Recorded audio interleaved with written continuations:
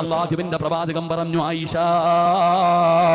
4 കാര്യം ചെയ്യാതെ ഉറങ്ങല്ലേ ആയിഷ. ആ 4 കാര്യങ്ങളിൽ ഒരു കാര്യം എന്തെന്നറിയുവോ ആയിഷ? ഹജ്ജിന്റെ കൂലി കിട്ടുന്ന ഒരു നന്മയാ. അല്ലാഹുവിന്റെ റസൂൽ തന്റെ പൊന്നാര മകളായ ഫാത്തിമയോട് പറഞ്ഞു കൊടുത്ത ഈ ദിക്റുണ്ടല്ലോ, എന്റെ സഹോദരാ, നിസ്കാരം കഴിഞ്ഞ് എല്ലാവരും പറയണമെന്ന് പറയാൻ പറ്റുമോ? എന്നാ രാത്രി കിടന്നുറങ്ങുന്നതിന് മുമ്പ് ചെവിയിൽ പടച്ചവനെ ഹെഡ്സെറ്റ് വെച്ച് പാട്ട് കേട്ടുകൊണ്ട് കിടക്കുന്ന കാലമാ. സിനിമ കണ്ടുകൊണ്ട് അവസാനം ഉറങ്ങി ആ മൊബൈൽ നെഞ്ചത്ത് വീഴുന്ന കാലമാ.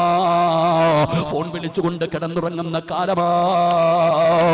ആ സമയത്ത് പടച്ചവരെ കിടന്നുറങ്ങുന്നതിന് മുമ്പ് സുബ്ഹാനല്ലാഹ്, അൽഹംദുലില്ലാഹ്, അല്ലാഹു അക്ബർ ഈ ദിക്ർ പറഞ്ഞ ഹജ്ജിന്റെ കൂലിയാ ഉമ്മാ.